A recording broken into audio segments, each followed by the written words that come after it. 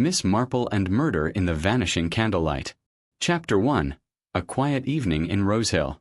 The little village of Rosehill was not the sort of place one expected anything remarkable to happen.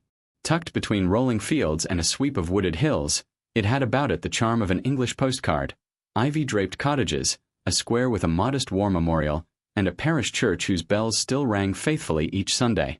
Life here was steady, untroubled, and predictable, or at least it had been until that strange September evening when the peace of Rosehill was quite undone. The day had begun ordinarily enough. Children in neat uniforms hurried down the lane toward the village school. The vicar, Reverend Summers, cycled past the grocer's shop with his black cassock flapping comically in the breeze. Miss Clara Ellison arranged chrysanthemums in the church porch, humming a hymn as she worked. Shopkeepers swept their thresholds, and the postman went briskly about his rounds. It was, as everyone remarked, one of those golden days of late summer when the air is warm but the edges of autumn are already felt. By the time dusk approached, lamps were being lit in the cottages and the familiar smell of wood smoke curled from chimneys. At Rosehill Manor, the grand house on the edge of the village, Lady Dorothy Whitcomb was hosting one of her candlelit evenings, as she liked to call them. They were not parties in the ordinary sense. She disdained loud laughter, modern music, or, as she once put it with a sniff, the vulgarity of cocktails. Rather, her gatherings were intended to be elegant affairs, with a touch of old-world refinement. The drawing-room would be filled with candles in heavy silver holders, music played softly on the piano, and guests encouraged to talk of art, poetry, or the peculiarities of village life. Naturally, the event was much discussed. Some villagers grumbled at not being invited, while others took pride in it, as though Lady Whitcomb's soirees somehow bestowed a little grandeur upon Rosehill itself. The butcher's wife, Mrs. Lane, declared she wouldn't go if she were asked. All that nonsense with candles when good electric light will do perfectly well. But it was clear she would have accepted eagerly if given half the chance. Miss Jane Marple had, somewhat to her own surprise, received an invitation. She was visiting Rosehill for a fortnight, staying with an old school friend, Mrs. Penelope Harcourt, whose cottage sat prettily on the edge of the village green. Miss Marple had not intended to involve herself in any local society, preferring her knitting and the quiet observation of village life. But Mrs. Harcourt insisted she accompany her to the manor. "You must come, Jane. Dorothy Whitcomb may be a dreadful snob, but her evenings are a curiosity in themselves. And besides, I haven't the courage to face all those candles and silks alone." So it was that, just after 7 o'clock, Miss Marple and Mrs. Harcourt made their way up the long drive to Rosehill Manor. The house, with its tall windows and ivy-covered stone, loomed against the fading sky. A footman in livery met them at the door, and soon they were ushered into the warm glow of the drawing-room. It was a beautiful sight. Candles flickered in every corner, their reflections dancing upon polished wood and gilt-framed paintings. Shadows moved across the ceiling like whispers. Lady Whitcomb, regal in mauve silk, moved among her guests with a smile that managed to be gracious and faintly superior all at once. There were perhaps 20 people present. Dr. Leonard, the village physician, stood near the piano, conversing earnestly with Major Whitcomb, Lady Dorothy's brother-in-law, a bluff man with a ruddy complexion.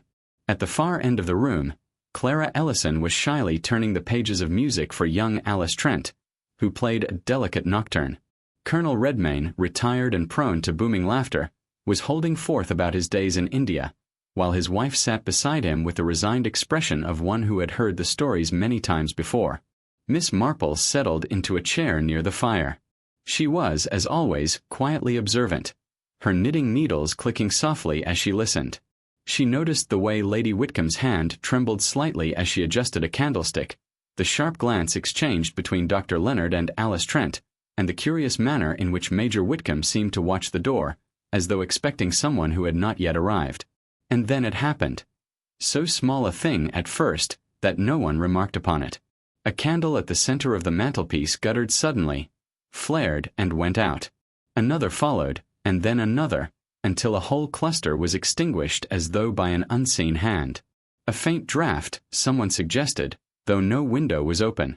Murmurs spread through the room, but Lady Whitcomb merely laughed lightly. "Candles are capricious creatures," she said. "One must expect them to play tricks." Her guests chuckled dutifully, yet more than one pair of eyes turned uneasily toward the darkened corner where the light had vanished. What no one could know then, though Miss Marple's sharp eyes lingered thoughtfully upon that spot, was that this small disturbance marked the beginning of something far darker. For before the night was over, the laughter and polite conversation of Rosehill Manor would give way to horror. And the village of Rosehill, once so peaceful, would never be quite the same again. Miss Marple and Murder in the Vanishing Candlelight. Chapter 2. Whispers in the Drawing Room. The disturbance of the candles might have been dismissed as a trifle, but in the peculiar atmosphere of Lady Whitcomb's drawing room it seemed to carry a weight far greater than it deserved. A hush fell over the company, broken only by the faint notes of Alice Trent's piano faltering into silence. The girl glanced nervously at Lady Whitcomb, who inclined her head with a stiff little smile. "Do go on, my dear," she murmured, though her voice was tight. Alice began again, but the melody lacked its earlier poise. Shadows stretched and leapt along the walls, deepening the strangeness of the room. Someone remarked on the sudden chill, and Lady Whitcomb called for more logs to be placed on the fire. Miss Marple, her knitting lying motionless in her lap, observed the reactions of those around her with quiet interest.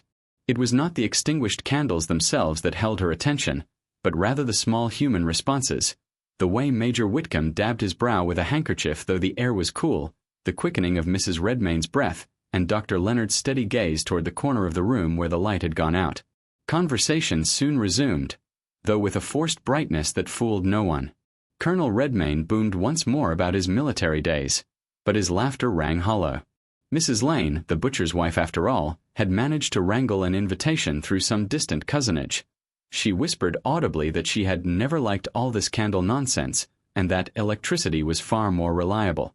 Then the clock on the mantelpiece struck 8, its chime clear and resonant. At that very moment, the double doors of the drawing-room opened, and in came Mr. Geoffrey Latham, the local solicitor. His entrance caused a perceptible stir. He was a man of middle years, careful in his manners, and known to be scrupulously discreet. Yet his late arrival and slightly disheveled appearance set tongues wagging. "You are tardy, Geoffrey," Lady Whitcomb said coolly. "We were beginning to think you lost your way in the dark." "My apologies, Dorothy," he replied, bowing. "I was detained on business. Tiresome business, I'm afraid." Something in his tone seemed to carry a meaning beyond the words, and Miss Marple, who had spent a lifetime listening to the subtle undercurrents of speech, tilted her head slightly. Business, she thought. Always an excuse, but sometimes an explanation. As the evening wore on, the company began to drift into smaller groups. Mrs. Harcourt found herself in earnest conversation with Clara Ellison about the new hymnals for the church. The Colonel cornered Mr. Latham with a tale of tiger hunts. Alice Trent lingered near the piano, her hands folded nervously, while Dr. Leonard spoke to her in low tones that made her cheeks flush. Miss Marple sat quietly, her eyes moving from one face to another. She was not intruding, merely watching, as was her way. People, she often said, were very much alike in a village or a great house. The smallest gestures, the tiniest indiscretions, revealed more than the boldest confessions. It was shortly before 9 when the footman entered with a tray of refreshments, small sandwiches, glasses of sherry, and delicate cakes. He moved about silently, his expression unreadable. When he passed the darkened corner, Miss Marple noticed him hesitate ever so slightly, as though reluctant to linger there. The tray wobbled in his hands before he steadied it and moved on. A few guests exchanged glances. None spoke of it. Yet something unspoken hovered in the air, a tension fragile but insistent. Later, as coats and wraps were fetched and good nights exchanged, several guests remarked upon the oddness of the evening. "Most peculiar," Mrs. Lane said, pursing her lips. "Candles don't go out like that on their own, you know. Mark my words, there's mischief about." Lady Whitcomb dismissed such talk with a wave of her jeweled hand. "Nonsense. A draught, that is all. Rosehill Manor has stood for 2 centuries, and no harm has ever come of a few flickering flames." But Miss Marple, walking home arm in arm with Mrs. Harcourt beneath the starlit sky, thought otherwise. There had been something deliberate in that sudden extinguishing of light. Not the work of accident or draught, but of intention. and intention, she knew, was always worth noting. She said nothing, however. She rarely did at first. She merely tucked her knitting under her arm, and in the privacy of her own thoughts began to wonder what purpose there might be in plunging a corner of a drawing-room into shadow. The answer, she felt, would not be long in coming. Miss Marple and Murder in the Vanishing Candlelight. Chapter 3. The Body in the Manor. The following morning broke crisp and cool, a faint mist drifting above the hedgerows of Rosehill. From the cottages along the high street came the usual sounds: milk bottles clinking on doorsteps, a cockerel crowing in the distance, and the chatter of housewives exchanging news as they swept their thresholds. Nothing outwardly suggested that the peace of the village had been shaken. But before the clock had struck 10, word was already whispering from door to door that something dreadful had occurred at Rosehill Manor. Mrs. Lane, always quick with her tongue, was the first to be heard describing it to a small knot of listeners outside the grocer's. "Murder, that's what it is," she said with relish, lowering her voice though making certain everyone could hear. "Plain as the nose on your face. They found him stone dead in the library this morning. Cold as ice and not a mark on him, so they say. Poison, if you ask me. Always the quiet ones, and I never trusted that wine." The him in question proved to be none other than Mr. Geoffrey Latham, the solicitor who had arrived so curiously late the night before. According to the housemaid who discovered him, he had not returned home after Lady Whitcomb's gathering but had remained behind at the manor on some pretext. His body had been found slumped in a chair, his spectacles still perched upon his nose, and the remains of a glass of sherry on the table beside him. By 10:30, Inspector Graves from the County Constabulary had arrived, a solid, competent-looking man with a stern jaw and a way of speaking that brooked little interruption. He set about his work briskly, sealing the library and questioning the household staff. Lady Whitcomb, pale but composed, received him with her usual hauteur, insisting that Rosehill Manor would not be turned into a common spectacle. Miss Marple, who had been quietly sipping tea in Mrs. Harcourt's cottage when the news reached them, did not at once hurry to the manor.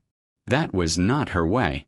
Instead, she listened to the hurried footsteps of messengers, to the anxious gossip at the baker's counter, to the tremor in Mrs. Lane's voice when she repeated her tale for the 4th time. Only when she had gathered the first scattering of impressions did she allow herself to be drawn, gently, toward the center of events. By noon, the village green was alive with speculation. Some were certain it had been a heart attack. Others swore they had heard Mr. Latham quarreling with Major Whitcomb only days before. A few whispered that Lady Whitcomb herself had secrets best left buried. Theories multiplied as quickly as dandelions in spring. At Rosehill Manor, Inspector Graves stood in the library surveying the scene. The body had been removed, but the faint scent of bitter almonds still lingered in the air, a detail Miss Marple, when later admitted to the room, did not fail to notice. She did not speak of it, of course, for she had long ago learned that a woman who spoke too soon was often disregarded. Instead, she gazed thoughtfully at the row of candles upon the mantelpiece, some burned down, some untouched, and one, she observed, curiously shorter than the rest. "Poison, without doubt," Inspector Graves was saying, his tone firm. "The glass is being sent for analysis. We shall know soon enough. Until then, I must ask that no one leave the village." A ripple of dismay passed through the gathered guests from the previous evening, many of whom had been requested to return for questioning. Major Whitcomb muttered indignantly. Alice Trent looked pale as paper. Dr. Leonard's expression was grave, his eyes fixed upon the floor. Miss Marple sat very still in her chair by the window, her hands folded neatly in her lap. She said nothing, but her eyes were bright and thoughtful. She was thinking, not of poison in a glass, but of candles that had gone out when they should not, and of shadows that had hidden more than mere furniture. She was thinking, too, of why Mr. Latham, careful, cautious, and discreet Mr. Latham, had lingered behind when all the other guests had departed. And most of all, she was thinking of how death so often slipped quietly into the room, not in the form of sudden violence, but in silence, candlelight, and an unnoticed draught across the floor. Miss Marple and Murder in the Vanishing Candlelight. Chapter 4. The Wrong Suspect. Inspector Graves was not a man inclined to waste time. By the afternoon of Mr. Latham's death, He had already established a working theory and was moving with steady confidence toward confirming it. His manner was brisk, his questions sharp, and his conclusions, in the eyes of the villagers, reassuringly decisive. "The facts are plain," he declared in the drawing-room of Rosehill Manor, where a number of guests had been asked to assemble once again. Mr. Latham consumed poisoned sherry. The decanter and glasses were on the side table, untouched until last night. That poison was introduced deliberately. Now, who had the opportunity? There was a silence, punctuated by the nervous flutter of Mrs. Redmayne's lace handkerchief. Inspector Graves fixed his gaze on Dr. Leonard. "You, sir. You poured the sherry for Mr. Latham after the company had left, did you not?" The doctor, tall and thin, shifted uneasily. "Yes, but only because Mr. Latham asked me. He said he had business with Lady Whitcomb and wished for a glass while he waited." "A convenient explanation," the inspector said sternly. "And as a medical man you would have access to substances that could produce such an effect. Bitter almonds, cyanide I should say, is no mystery to you." A murmur rippled through the room. Alice Trent gave a little cry and covered her mouth.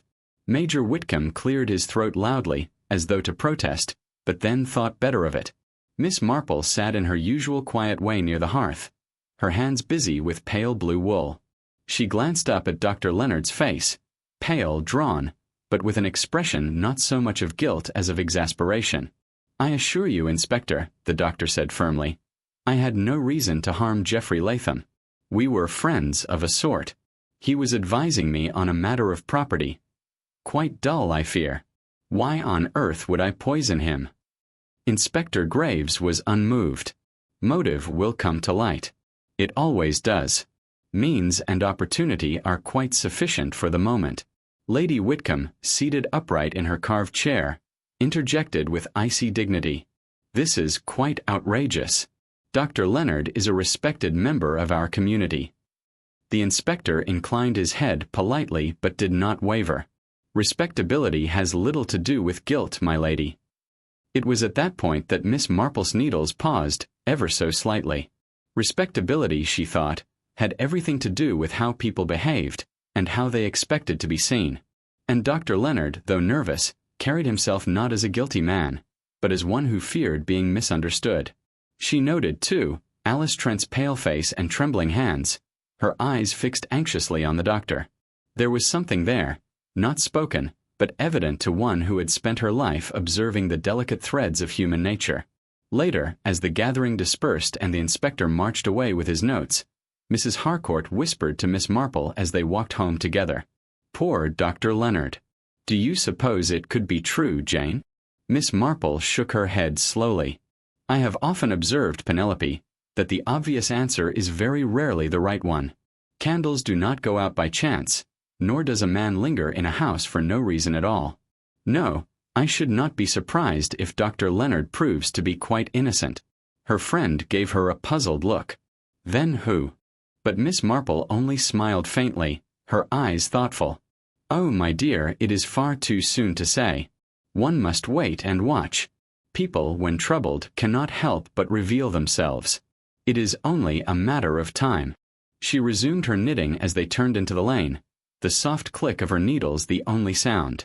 Yet behind that gentle rhythm her mind was already weaving together a different pattern, one that the inspector, with all his methods, had failed to notice. Miss Marple and Murder in the Vanishing Candlelight. Chapter 5. Secrets in Rosehill. In villages such as Rosehill, news did not merely travel. It spread like ivy up a stone wall, clinging, twisting, and covering every surface until no corner remained untouched. By the morning after Mr. Latham's death, the entire village was thick with whispers, conjecture, and half-remembered stories suddenly retold with new significance. At the baker's shop, Mrs. Lane spoke with solemn authority. "Dr. Leonard, of course. Clever men always think they can get away with it. Mark my words, the inspector has his man already." She nodded as though the matter were settled, though she secretly thrilled to imagine herself at the center of a mystery. Across the green, Mrs. Harcourt was exchanging polite murmurs with Clara Ellison near the post office. Clara, pale and uneasy, lowered her voice. "It seems Mr. Latham had documents with him. Important ones. Papers he never delivered. My aunt swears she saw him carrying a packet sealed in red wax only yesterday. And now it's gone. Miss Marple, who had accompanied Mrs. Harcourt, listened without interruption. She tilted her head just so, as though she had not quite caught the last word. In fact, she had heard it perfectly. A packet sealed in red wax. A curious detail, and one not to be overlooked. Meanwhile, at the vicarage, Reverend Summers entertained a caller, Major Whitcomb, whose booming voice carried out through the open study window. Miss Marple, passing by with her knitting bag, caught a fragment of the exchange. Utterly disgraceful. Solicitor meddling in family affairs. Dorothy mustn't be troubled with it. The vicar's lower tones were less clear, but the impression was unmistakable. Geoffrey Latham had been involved in business touching directly upon the Whitcomb family. That could very well mean wills, inheritances, or matters of property. Things with a way of stirring resentment in even the most respectable households. That afternoon, Inspector Graves continued his questioning, still convinced of Dr. Leonard's guilt. He pressed Alice Trent particularly hard, but the girl faltered beneath the weight of his questions and grew flustered. Miss Marple, seated quietly in the corner of the drawing-room, noted the way Alice's eyes strayed repeatedly toward the doctor, and how he, in turn, seemed to steady her with a glance. There was affection there unmistakable, and affection, Miss Marple knew, could be a powerful force. Protective, secretive, even reckless. But it was not the affection of a murderer. Later that day, as twilight fell and the first lamps were being lit along the high street, Miss Marple and Mrs. Harcourt sat by the hearth in the cottage. Mrs. Harcourt, still shocked by the events, spoke her thoughts aloud. "It is too dreadful, Jane. Poison in Rosehill. And in Lady Whitcomb's house of all places. Do you truly think Dr. Leonard had nothing to do with it?" Miss Marple's needles clicked softly. "I think, my dear, that people are very rarely what they seem at first glance. In every village, and Rosehill is no exception, there are secrets quietly kept, grudges politely disguised, and ambitions carefully hidden. They are usually harmless. But now and then," she paused, her eyes narrowing just a fraction, "now and then they lead to murder." Mrs. Harcourt shivered. "But whose secret, Jane?" Miss Marple gave the faintest of smiles. "Ah, that is what we must discover. And secrets, Penelope, have a habit of slipping out in the most curious ways. All one has to do is listen." And listen she did. Over the next days, Miss Marple observed more than she spoke. A letter hastily hidden when she entered a room. A gardener muttering that some folks'll do anything to keep their standing. A housemaid whispering of footsteps in the gallery long after the guests had gone home. Each detail, small in itself, began to form part of a larger pattern, one that no one else, not even Inspector Graves, had the patience to see. Miss Marple and Murder in the Vanishing Candlelight. Chapter 6. A Whisper of Scandal. It was 2 days after the death of Geoffrey Latham that the first real crack appeared in Rosehill's polished surface. Until then, the gossip had been wild but unfocused. Speculation about poisons and decanters, about Dr. Leonard's supposed opportunity, about the peculiar candlelight that no one could quite explain. But on that Wednesday morning, Rosehill learned that Mr. Latham had not only been a solicitor but also a keeper of confidences many in the village would rather have remained buried. The revelation came, as so many did, at the grocer's. Mrs. Lane, never one to miss an opportunity, leaned across the counter, her voice pitched low though every customer within earshot strained to catch it. Affair, that's what it was. Plain as day. Latham had letters. Love letters. From someone right here in Rosehill. And he meant to use them. Blackmail, they call it. I knew he wasn't as respectable as he looked. Gasps followed, and questions tumbled over one another. From whom? To whom? But Mrs. Lane, satisfied with the stir she had caused, pressed her lips together and refused to say more. By the time Miss Marple heard of it, the story had already grown.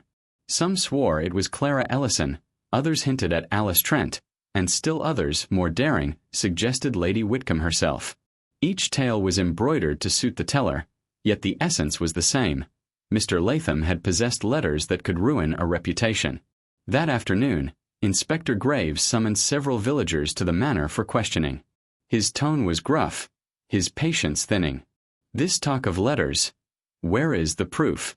Has anyone seen them?" he demanded. None could answer. The letters, if they existed, had vanished along with the sealed packet Clara Ellison had spoken of. Miss Marple, however, had her own quiet confirmation. She remembered the anxious look on Major Whitcomb's face when Mr. Latham had entered late on the night of the party. She recalled the solicitor's remark about tiresome business. And she had not forgotten the way Lady Whitcomb's hand trembled when she adjusted the candles. Tremors of guilt, perhaps, or of fear. Later, over tea with Mrs. Harcourt, Miss Marple considered the matter aloud. "You see, Penelope, when people whisper of blackmail, it is usually true in essence if not in detail. The fear of exposure is a powerful thing. One does not need to know precisely what is hidden. The threat alone is sufficient. And I dare say poor Mr. Latham may have relied rather too heavily on the discretion of others." Mrs. Harcourt gasped. "But Jane, if it's true, then nearly anyone could have wanted him silenced." "Exactly so, my dear." Miss Marple's needles clicked serenely. "That is why I am always suspicious of an obvious suspect. When so many have cause, one must look for the smallest thread that others overlook. A candle out of place, a glass poured by the wrong hand, a letter misplaced. Such things often tell more truth than a dozen angry quarrels." That evening, as dusk fell once more and lamps were lit along the high street, Rosehill seemed to draw in upon itself. Neighbors eyed one another warily. Doors were closed earlier than usual. The whisper of scandal had taken root, and with it a creeping fear. For in Rosehill, it was no longer merely a question of who had killed Geoffrey Latham. It was also a question of what secrets he had known, and who would go to any length to keep them hidden. And Miss Marple, with her calm gray eyes and quiet smile, sat by the fire knitting and thinking. Thinking very carefully indeed. Miss Marple and Murder in the Vanishing Candlelight. Chapter 7. The Second Shock. The village of Rosehill had scarcely begun to digest the scandal of Geoffrey Latham's supposed letters when a second shock struck, one that made the earlier gossip seem almost tame. It came late on Thursday evening. The night was still, with a mist drifting low across the meadows, when a piercing cry was heard near the churchyard. Several villagers, hurrying to investigate with lanterns, found Clara Ellison collapsed beside the lychgate, trembling and white as chalk. In her hand she clutched a crumpled piece of paper, and though she could say nothing at first but incoherent gasps, the paper itself told the story. It was one of the missing letters. The ink was faded but clear enough, and the handwriting was unmistakably Geoffrey Latham's. It was addressed not to Clara, as many had suspected, but to Major Whitcomb. Its contents were scandalous enough, a veiled threat, hinting at past indiscretions, and urging the Major to meet certain demands lest the matter become public. The discovery swept through the village like wildfire. By morning, tongues wagged furiously. The gallant Major, pillar of the parish council, exposed as the target of blackmail. Some declared it proved his guilt beyond question. Others, more cautious, whispered that a man cornered by threats was more likely to pay than to kill. Inspector Graves, for his part, looked grimly satisfied. "There is our motive," he said, brandishing the letter in the drawing-room of Rosehill Manor where the household had once again been summoned. "Major Whitcomb, you had every reason to silence Mr. Latham." The Major, red-faced and indignant, roared his denial. Utter rubbish. Latham was twisting some harmless youthful indiscretion into something foul. "I admit it freely. There were debts, foolish debts, long ago. But nothing criminal, nothing shameful. I'd no cause to murder the man." "Debts can be powerful motives," the inspector retorted. Miss Marple, sitting quietly in her accustomed chair, watched the exchange with thoughtful eyes. She noticed the flicker of triumph on Mrs. Lane's face, a woman delighted to see scandal strike higher than herself. She noticed, too, the tightness in Lady Whitcomb's expression, as though the exposure of her brother-in-law's affairs reflected a little too directly upon her own dignity. And she noticed Clara Ellison. Poor Clara, pale and trembling, had been the one to find the letter. But was it chance that she had stumbled upon it in the churchyard? Or had someone wished it to be found? When the gathering broke up, Mrs. Harcourt clutched Miss Marple's arm. "Surely it must be the Major, Jane. The letter proves everything." Miss Marple shook her head gently. "Proof, my dear, is a slippery thing. A letter may tell us who was threatened. It does not tell us who profited by murder. One must be very careful not to confuse the two." That night, while the rest of Rosehill whispered over their supper tables, Miss Marple sat by her window in Mrs. Harcourt's cottage, the lamplight glinting softly on her knitting needles. Outside, the mist rolled across the green, muffling sound and sight alike. Somewhere in that mist, she felt, lay the true heart of the matter. A blackmailer silenced, yes, but also a plan too careful, too deliberate, to be explained by anger or panic. Someone had wanted not only to kill Geoffrey Latham, but to do so in such a way that suspicion would fall neatly upon another. The extinguished candles. The vanished papers. The conveniently discovered letter. Each was a piece of a puzzle, and Jane Marple, with her quiet persistence, was already beginning to see the shape of the picture they formed. Miss Marple and Murder in the Vanishing Candlelight. Chapter 8. Quiet Questions. The morning after Clara Ellison's discovery, Rosehill looked as though it had been scrubbed and polished by the mist itself. The cottages glistened faintly, the hedges dripped with dew, and the cobbled street outside the post office rang with the clatter of deliveries. Yet beneath this wholesome picture of village life, the mood was strained, brittle, uneasy. The Major had not left his house. Lady Whitcomb walked through the green with her head held high, but with fewer than her usual number of companions. And Clara Ellison, still pale from her shock, stayed behind her shop counter with downcast eyes. Miss Marple, outwardly her usual mild self, set out on a round of morning visits. She began, naturally enough, at the vicarage. The Reverend Pritchard greeted her with flustered warmth, but his wife could not conceal her agitation. "It is dreadful, Miss Marple, simply dreadful. And to think it should be Major Whitcomb of all people. I told George only yesterday, appearances can be so very misleading." "Yes," Miss Marple agreed softly, her needles clicking as she knitted in her lap. "Appearances are sometimes made to mislead, don't you think? I remember a maid we had at the rectory when I was a girl. She had the neatest, most spotless cap and apron, and my mother praised her constantly. Yet it turned out she kept quite a different sort of cap and apron at the inn across the green, and was very much less neat in that setting." Mrs. Pritchard flushed. "You mean someone is pretending?" Miss Marple only smiled and asked after the Reverend's health, but she stored away the look of nervous comprehension in the vicar's wife's eyes. Her next call was at Clara Ellison's shop.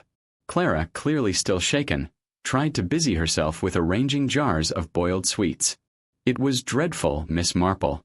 I only meant to take the path by the church because I thought the air would clear my head.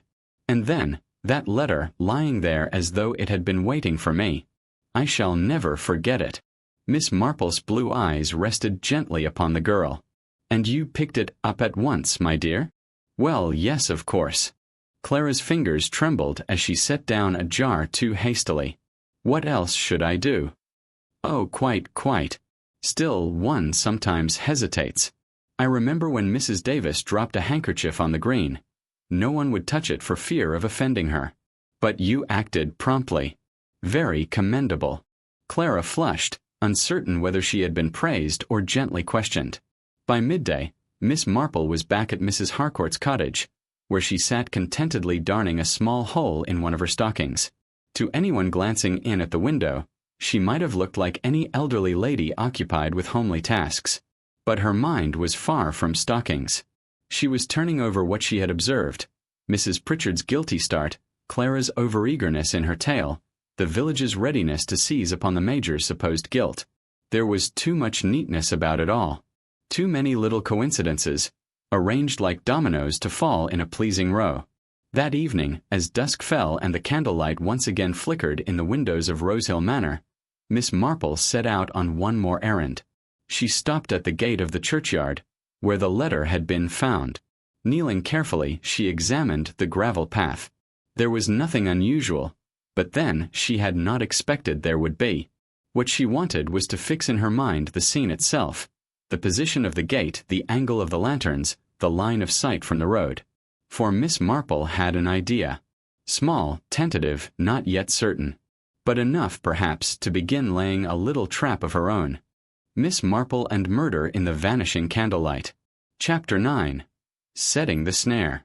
Rosehill's gossip had reached a fever pitch. The butcher was convinced of Major Whitcomb's guilt.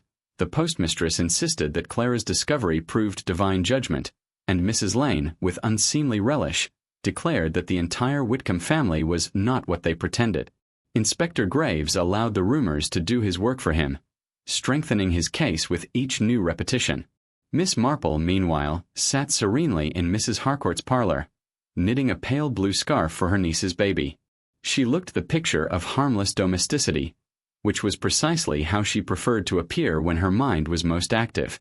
She had been considering the matter of the letter. If it had truly been dropped, why had no one seen it before Clara? And if it had been planted, who had wanted it discovered, and by whom in particular? A blackmailer silenced by murder was one thing. A planted clue was quite another. That suggested a mind cool enough to plan, clever enough to misdirect. That afternoon, she decided upon a course of action. She began with Mrs. Lane, whom she encountered outside the greengrocer's. "My dear," Miss Marple said with her usual air of mild curiosity, "I wonder if you could help me with something small. At the Manor the other evening, I seem to have mislaid my little notebook, the one with the black cover. You have such sharp eyes, I thought perhaps you might have seen it." Mrs. Lane blinked, flustered. "No, Miss Marple, I can't say I did. But I'll keep an eye out, of course." Miss Marple smiled sweetly. "So kind of you. You see, it has a few very private notes inside. Nothing of importance, really, just one or two little reminders that could be misconstrued if found by the wrong person." She let the words hang. Mrs. Lane colored, nodded hastily, and hurried away. Later that same day, Miss Marple repeated the tale to Clara Ellison, in gentler tones, of course. Clara grew wide-eyed. "Oh, Miss Marple, how dreadful! I do hope no one comes across it." "Yes, dear," Miss Marple murmured. "So do I." By evening, half the village had heard of Miss Marple's lost notebook. In truth, no such notebook existed. But Miss Marple knew human nature. If someone in Rosehill had a habit of planting found documents, then surely the temptation to provide a helpful discovery might prove too strong to resist. That night she sat by her window once more, candlelight reflecting softly on the glass. She was not unkind. She knew the guilty often betrayed themselves not through villainy, but through fear, vanity, or greed. And she had set her snare accordingly. The question was, who, in the days to come, would take the bait? Miss Marple and Murder in the Vanishing Candlelight. Chapter 10. The False Find. 2 days after Miss Marple's tale of her mislaid notebook had begun to circulate, the first result appeared. It came in the form of Mrs. Lane, her eyes bright with self-importance, who arrived at Mrs. Harcourt's cottage with a package wrapped neatly in brown paper. "My dear Miss Marple," she announced in tones of triumph, "I believe I may have discovered something of yours. Found it just outside the church gate. Very careless of someone to drop such a thing." With careful fingers, she unwrapped the paper. Inside lay a small notebook with a black cover. It looked innocent enough, but Miss Marple, who had never owned it, received it with the mildest of smiles. "How very kind of you, Mrs. Lane. And where exactly did you come upon it?" "Oh, just there in the gravel, plain as day. I dare say anyone might have seen it." Mrs. Lane's eyes glittered with satisfaction, as though she had done both village and victim a grand service. Miss Marple thanked her warmly, placed the notebook beside her knitting, and poured out tea. She did not open it until Mrs. Lane had gone. When she did, she found only a few scribbled lines, disjointed words and phrases meant to look incriminating. "Debts, Thursday meeting. Lane knows. Keep silent." It was exactly what she had hoped for. That evening, Inspector Graves arrived, having already heard of the discovery through the usual village channels. He examined the notebook with a growing air of triumph. "Well, Miss Marple, it seems we've stumbled upon something very telling indeed. These notes suggest conspiracy, perhaps even collusion between Latham and one of the villagers." Miss Marple's needles clicked softly in her lap. So it appears, she agreed. Yet one must always ask oneself, telling for whom? And written by whom? The inspector frowned. What do you mean? Miss Marple gave him her most innocent look. Oh, nothing at all. Only that notes can be written by many different hands, and left in many different places. Later that night, when she was alone, she studied the little book once more. The writing was a crude attempt at disguise, yet she caught the odd familiar flourish, a looped L, a certain hesitation before a capital C. Miss Marple, who had seen generations of Rosehill villagers scrawl shopping lists, parish notices, and Christmas cards, thought she recognized the hand. Not enough to accuse. Not yet. But enough to confirm her suspicion. Someone had taken her bait. The next step would be delicate. She must let the culprit feel secure, allow them to believe their little trick had succeeded, until the right moment came to show them otherwise. And in the meantime, she reflected, sipping her cocoa before bed, she would keep her eyes very closely upon Mrs. Lane. Miss Marple and Murder in the Vanishing Candlelight. Chapter 11. Shadows of Suspicion. By the following morning, Rosehill was abuzz with the discovery of Miss Marple's supposed notebook. Mrs. Lane had not troubled to keep her triumph quiet. Indeed, she had retold the story no fewer than 4 times by breakfast, each version placing herself in a more heroic light. At the post office, Mrs. Pritchard whispered to the grocer's wife that the notebook proved everything. Collusion, you see, between Geoffrey Latham and some villager. And debts. The Major again, mark my words. At the smithy, one of the apprentices declared that it was obviously Clara Ellison's hand, shaky as it was, since she's always scribbling on scraps of paper. The inspector, meanwhile, had taken the notebook to Rosehill Manor, where he sat frowning over it with his constable. The Whitcombes looked grim, Clara tearful, and Mrs. Harcourt anxious. Miss Marple, present at the inspector's request, seemed as mild and detached as ever, her hands busy with a new ball of wool. She listened as the arguments rose and fell like a tide. The inspector rapped the table. It's simple. These notes point to blackmail. Perhaps even an accomplice. The handwriting may be disguised, but it is a villager's hand. Someone here was in league with Latham. And when the partnership soured, murder followed. The room erupted, Lady Whitcomb protesting, Clara denying, Mrs. Lane looking smugly silent. Miss Marple cleared her throat very gently. If I may, sometimes when people wish to disguise their writing, they overdo it. And in overdoing it, they reveal themselves. A loop here, a hesitation there. It is rather like watching a village child pretend to limp. One knows quite well that the limp is false because it is too carefully performed. The inspector looked irritated. Are you suggesting you can identify the hand, Miss Marple? Oh dear me, no, she said, her eyes twinkling. I am much too old to make accusations. But I do think that if one looks at the loops on the letter and the notebook, one may see that they are not of the same person. Which is odd, is it not? Since both are supposed to be Geoffrey Latham's. That remark caused a stir. Clara looked suddenly stricken. Major Whitcomb muttered darkly. Even Mrs. Lane's confident smile faltered. After the meeting dispersed, Mrs. Harcourt drew Miss Marple aside. Jane, do you truly think someone forged it? That notebook. Miss Marple folded her knitting neatly. My dear, I am sure of it. It was placed to be found, just as the letter was placed to be found. And that tells us something very important indeed. The murderer is not content with concealment. He wishes to direct us, to point our eyes where he pleases. She looked out across the lawn, where the mist had begun to rise once more, curling pale and ghostly around the hedges. That is vanity, Mrs. Harcourt. And vanity, as I have so often observed, is a most dangerous quality. It compels people to act when silence would be far safer. As dusk deepened over Rosehill, Miss Marple sat very still in her chair, her needles resting quietly in her lap. Someone in the village was growing bold, too bold, and soon, very soon, they would overstep themselves. Miss Marple and Murder in the Vanishing Candlelight. Chapter 12. Whispers in the Fog. The following day dawned gray, with a thin fog drifting over Rosehill.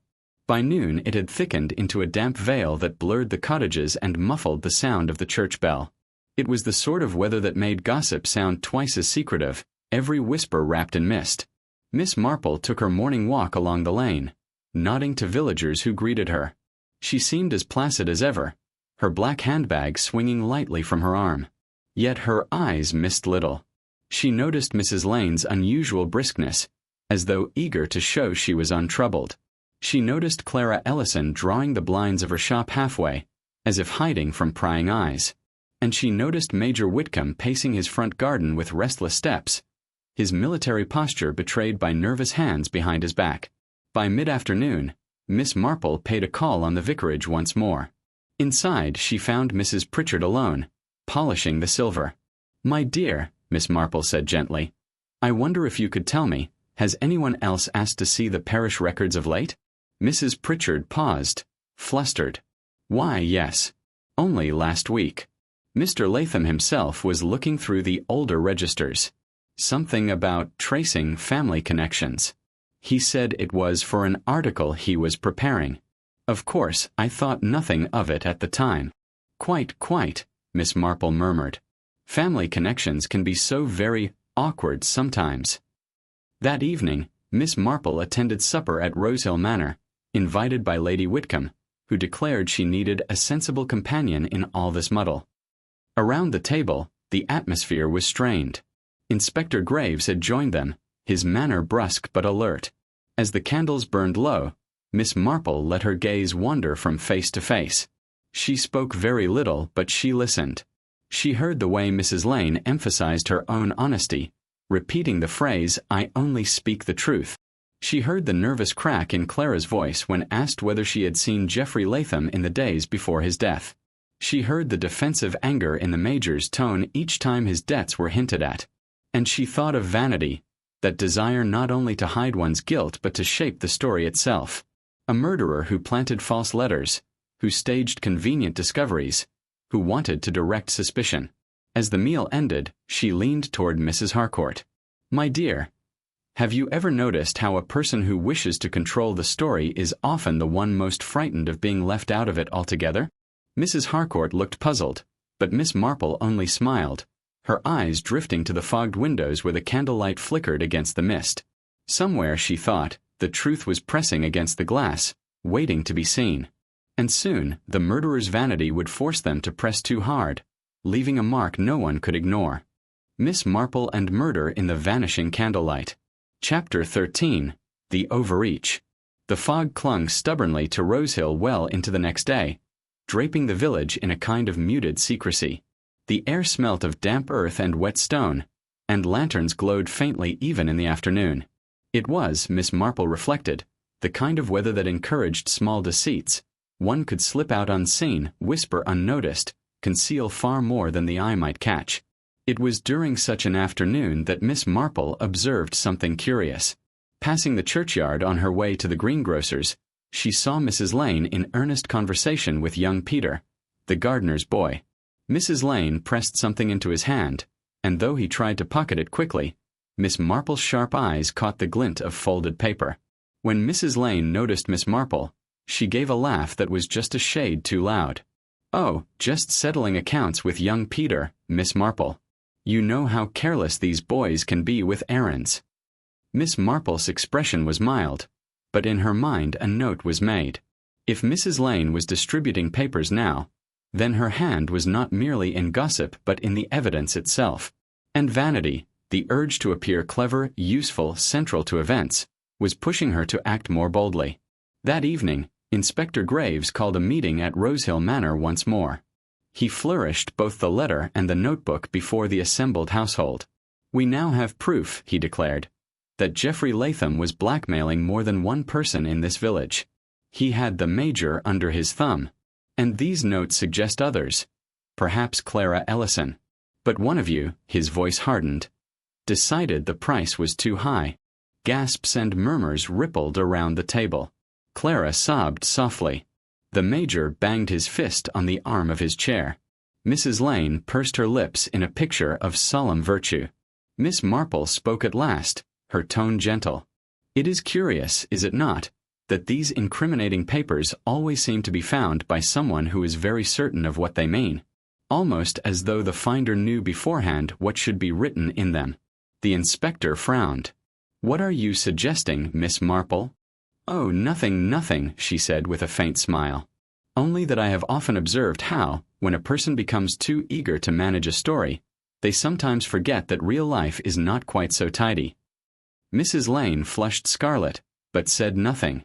Later, as the villagers drifted home through the mist, Miss Marple lingered a moment by the extinguished candles in the manor windows.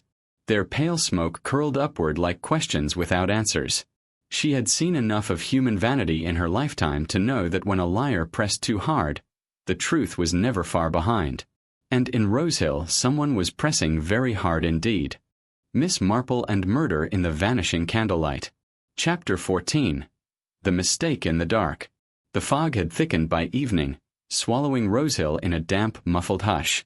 The lamps along the high street glowed dimly, halos of light floating in the mist. It was on such a night that many villagers preferred to stay indoors, but gossip, as ever, drew some of them out. At the Red Hart Inn, voices carried low and urgent. Who had debts, who had secrets, who might be next? Miss Marple, however, had chosen a solitary walk. Wrapped in her shawl, she followed the lane past the church, her footsteps slow but steady. She was not seeking conversation. She was listening. The village, when it thought itself hidden, often betrayed its truths. Near the lich gate she paused. A faint rustle reached her ears. Not the wind, but something closer. Peering through the mist, she made out a figure bent low against the stone wall, as though placing or retrieving something. She did not speak, only watched. The figure straightened suddenly, startled by a sound from the road, and in that moment the fog parted just enough for Miss Marple to see a familiar profile. Mrs. Lane. The woman hurried away, clutching something to her chest. When she had gone, Miss Marple stepped softly to the wall. There, half concealed beneath a loose stone, was a folded sheet of paper. She picked it up with careful fingers. By the dim light of her lantern, she read the scrawl. Another supposed letter from Geoffrey Latham, warning of exposure, demanding silence. But this time the disguise of the hand was sloppier, hurried, the loops exaggerated, the words uneven. Vanity had driven haste. Miss Marple slipped the paper into her bag. She would not show it to the inspector yet. He was too eager to seize on anything that confirmed his suspicions. Instead, she would wait for Mrs. Lane to mention the letter, to explain where and how she had found it. Back at Mrs. Harcourt's cottage, she warmed her hands by the fire. Mrs. Harcourt, half drowsy in her chair, murmured, "Such dreadful fog tonight. It feels as though the whole village is hiding." "Yes, my dear," Miss Marple replied softly, "but fogs are most useful. They make some people careless. And when they grow careless, they reveal themselves." She resumed her knitting, her needles clicking in the silence. The net was tightening. Mrs. Lane's vanity had overreached at last, and soon, very soon, she would step fully into it. Miss Marple and Murder in the Vanishing Candlelight. Chapter 15. The Backfire. By the following morning, the fog had begun to thin, though it left behind a damp chill that seemed to cling to the cottages of Rosehill. In the square, villagers clustered near the post office, whispering eagerly. Mrs. Lane had made her latest announcement, and this time it was meant to be her crowning triumph. She stood in the center of the crowd, holding aloft a folded sheet of paper. "Another of Latham's wicked letters," she declared, her voice sharp with excitement. "Found it myself near the churchyard wall, as though Providence placed it in my path." Gasps rippled through the gathering. Inspector Graves, who had been summoned at once, examined the sheet with satisfaction. "Well, well. It seems Mr. Latham had more enemies than even I suspected. This makes our case stronger still." But as he spoke, Miss Marple stood quietly to one side, her eyes lowered, her hands folded neatly on her bag. She had seen that very sheet only the night before, tucked under a stone where Mrs. Lane now claimed to have discovered it. It was a dangerous slip. Vanity had made Mrs. Lane eager to appear central, but in her eagerness she had claimed a discovery too soon. And Miss Marple, who had long since learned the value of silence, said nothing. Not yet. Later that day, at Rosehill Manor, Miss Marple sat in the drawing-room as Inspector Graves presented the letter to the assembled household. Major Whitcomb protested furiously, Clara grew pale, and Lady Whitcomb muttered darkly about scandal. Miss Marple observed the reactions carefully. Clara's fear seemed genuine. The Major's temper was bluster, not cunning. But Mrs. Lane glowed with satisfaction. Her lips pressed tightly as though she relished the drama she had created. After the meeting, Mrs. Harcourt whispered to Miss Marple, "It must be true, Jane. With so many letters, how can there be any doubt?" Miss Marple's reply was soft but firm. "The doubt lies not in the letters, my dear, but in their sudden abundance. It is much like a child with sticky fingers who, when caught stealing one biscuit, insists on having eaten none at all. Their very eagerness to deny betrays them. And here, the eagerness to provide too many proofs tells us more than silence ever would." That evening, as the last of the fog lifted from the green, Miss Marple sat by her lamp and considered. Mrs. Lane was caught, not in guilt proven, but in a pattern too neat to be ignored. Yet there was more beneath it. Mrs. Lane's hand was in the false evidence, yes, but was she truly the killer? Or merely someone using the crime for her own ends? The question remained, sharp and unsettled, like a candle guttering in a draught. Miss Marple and Murder in the Vanishing Candlelight. Chapter 16. Shadows in the Parlor. The next day dawned crisp and clear, the first sunlight Rosehill had seen in nearly a week. Its brightness should have lifted spirits, but instead it cast sharper outlines on the unease that had settled in the village. For every cheerful greeting exchanged on the lane, there were 3 whispered speculations about Mrs. Lane and her curious role in events. At the Harcourts' parlor, a small gathering of neighbors had formed under the pretense of tea. The real business was, as ever, gossip. "She's forever inserting herself," muttered Mrs. Harcourt, pouring from the pot with a little too much vigor. First the letters, then the grand pronouncements, and now claiming Providence guides her footsteps. "I should think Providence has better tasks." Mrs. Frobisher, nodding gravely, added, "She thrives on being the center, does she not? Yet if she truly found that paper by chance, I shall eat my own hat." Miss Marple, seated by the window with her knitting, listened without interruption. The needles clicked softly, her eyes never leaving the bright thread. At last she said gently, "One must be careful, my dears. Vanity may tempt a person to exaggerate their role. But vanity is not always equal to murder. One should remember the difference." The room fell silent for a moment, then filled again with murmurs. But Miss Marple's words lingered in the air like a quiet warning. Later, walking home along the lane, Miss Marple reflected on what she had observed. Mrs. Lane was indeed meddling, weaving herself into the story at every turn. But the woman's pride did not strike her as bloodthirsty. Rather, it reminded Miss Marple of a girl she had once known in St. Mary Mead, one who had claimed to see a burglar at the vicarage, when in truth she had only overheard whispers and invented the rest, desperate to be admired. At dusk, Miss Marple decided to pay Mrs. Lane a call. She found the woman in her parlor, surrounded by faded draperies and a strong scent of lavender polish. On the mantelpiece lay an arrangement of cuttings and clippings, all neatly pinned as though evidence on display. "My dear Miss Marple," Mrs. Lane exclaimed with a flush of satisfaction. "You've come to hear the latest, I dare say. The inspector has practically thanked me for my assistance. Between us, I expect he will soon have the matter entirely settled." Miss Marple smiled faintly. "It is a fine thing to be useful, Mrs. Lane. Yet usefulness must be weighed against accuracy. You would not, I trust, risk confusing truth with imagination." Mrs. Lane bristled, her smile stiffening. "I assure you I do not invent. I observe." "Indeed," Miss Marple murmured, her eyes sweeping the clippings. "Though sometimes one observes what one wishes to see, rather than what is truly before us. Human nature is apt to deceive itself, even more than it deceives others." The words, spoken softly, seemed to unsettle Mrs. Lane. For the first time, her confidence faltered. She shifted uncomfortably, fingers twitching at the folds of her dress. When Miss Marple left the house, the evening air felt sharper, more laden with possibility. She had seen what she wished to see, Mrs. Lane was entangled in the mystery, yes, but she bore the marks of a meddler rather than a killer. Someone else, quieter, more calculating, still moved behind the curtain. The true shadow had yet to step fully into the light. Miss Marple and Murder in the Vanishing Candlelight. Chapter 17. The Telltale Detail. The Sunday service at St. Hilda's was unusually well attended. Rosehill's villagers, half out of habit and half out of curiosity, gathered in their best coats and hats. Though hymns were sung and the vicar delivered his sermon with customary gravity, a restless undercurrent rippled through the pews. All eyes seemed to dart, here and there, weighing neighbors with new suspicion. Miss Marple sat near the back, her hands folded neatly over her hymn book. She looked less at the pulpit than at the faces turned toward it.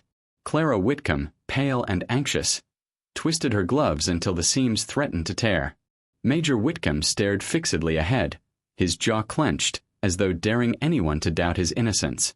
Mrs. Lane radiated smug satisfaction, basking in the attention her discoveries had earned. But Miss Marple's gaze lingered longest on Lady Whitcomb.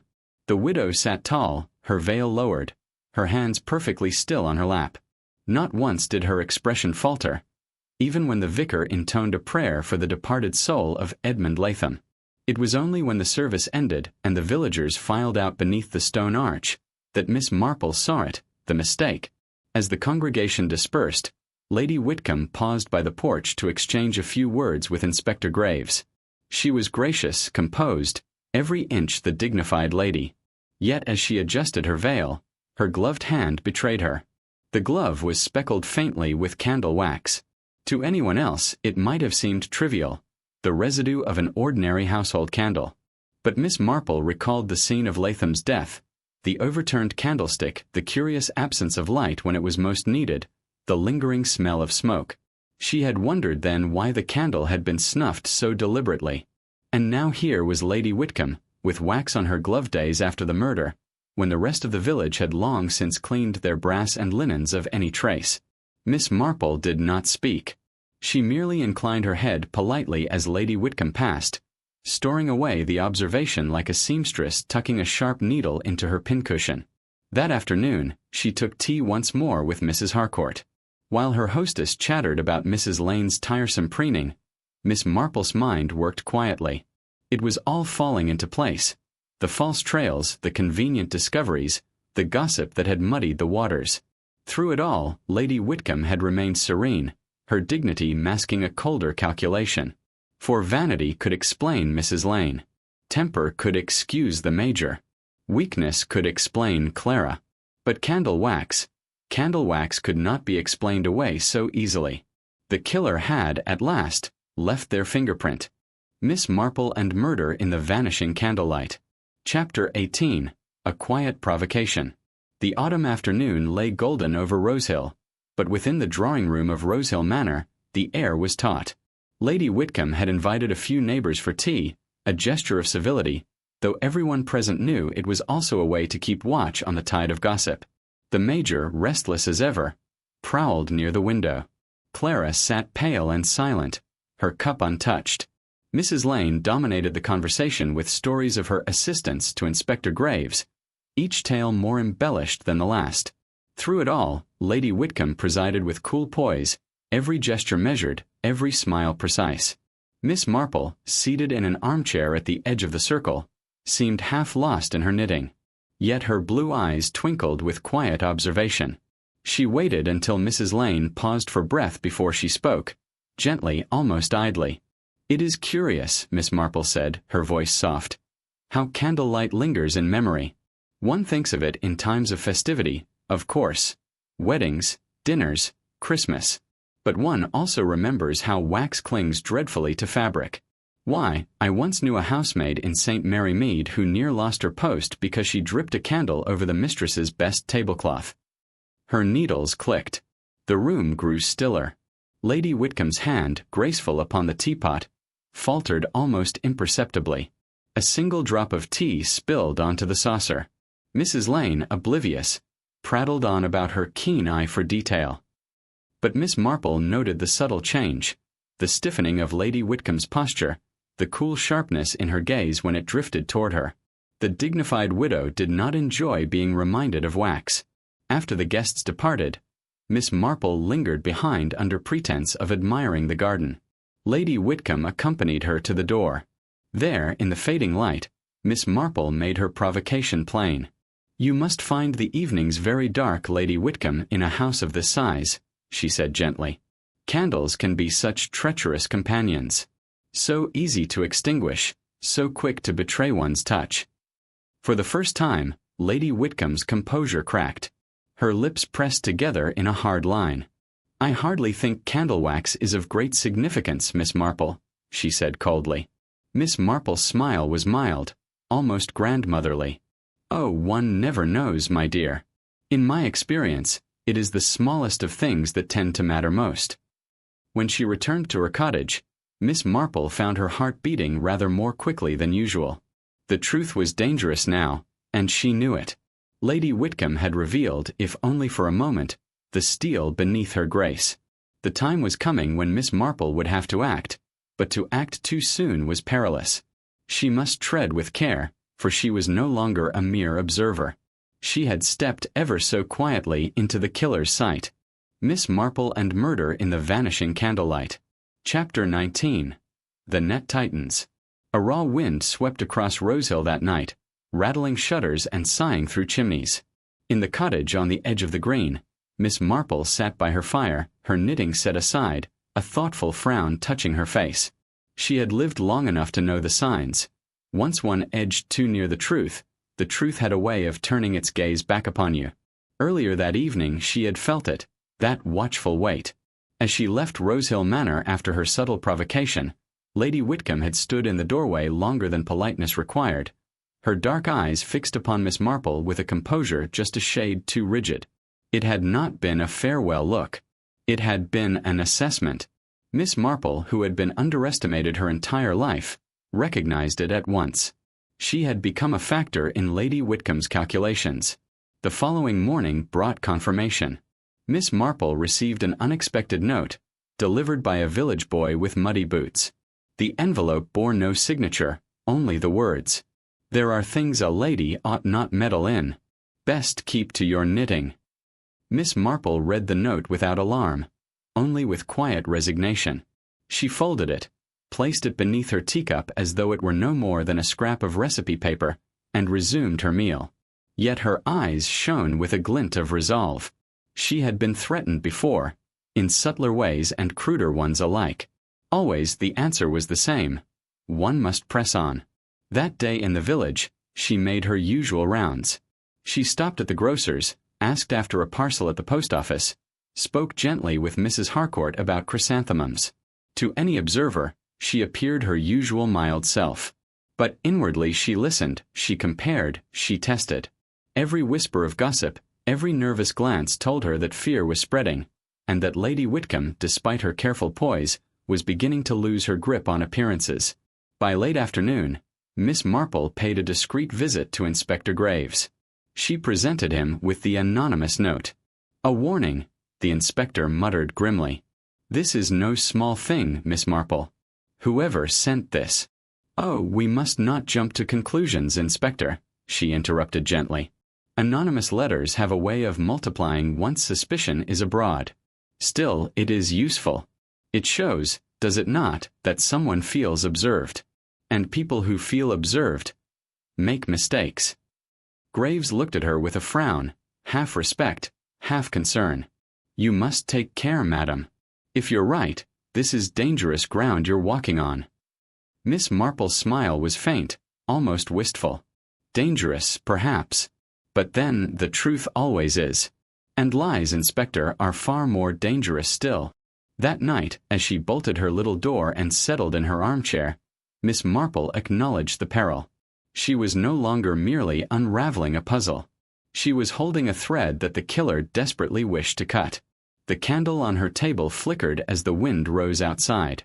She watched its flame keenly, as though it might whisper a secret in its dance. Somewhere in the village, she knew, another pair of eyes was awake and watching her.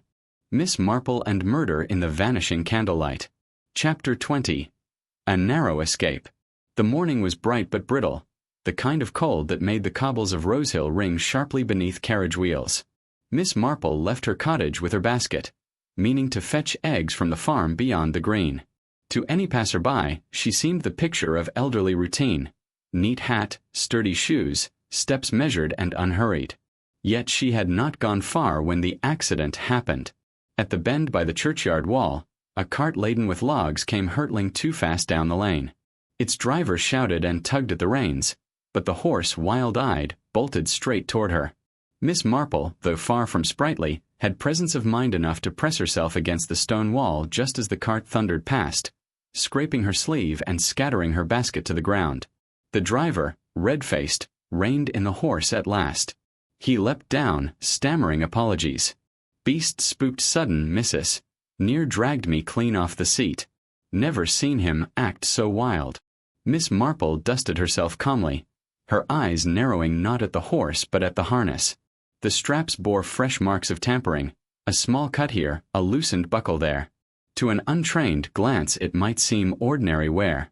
But Miss Marple had once known a stable-boy in St. Mary Mead who amused himself by rigging such accidents. He had been dismissed swiftly after the mistress nearly broke her neck. "Think no more of it," she told the shaken driver, her voice mild. "The important thing is that no great harm was done." But inwardly she knew better. This had been no chance mishap. That evening, Inspector Graves called at her cottage, still troubled by the anonymous note. When she recounted the cart incident, his face darkened. "This is more than gossip and threats," he said grimly. "It's attempted murder, Miss Marple. Someone wants you silenced." She poured him tea with unruffled hands. "Oh, Inspector, you must not think me alarmed. It is not I they truly fear. It is what I know. Or rather, what they suspect I may know." Graves leaned forward. "Then tell me plainly, do you have the name?" Miss Marple smiled faintly, shaking her head. "Not yet. But we are very close. When people grow desperate, they cease to be careful. And that is when the truth reveals itself." Later, as she sat alone by her lamp, the flame of the candle trembled in the draught. She studied it, thoughtful. Twice now, the candle had been the silent witness, first at Latham's death and now at her own narrow escape. There was symbolism in it, she thought, and perhaps a warning too. The killer was cornered, but a cornered creature could be dangerous. She must move carefully, for the game was entering its final stage.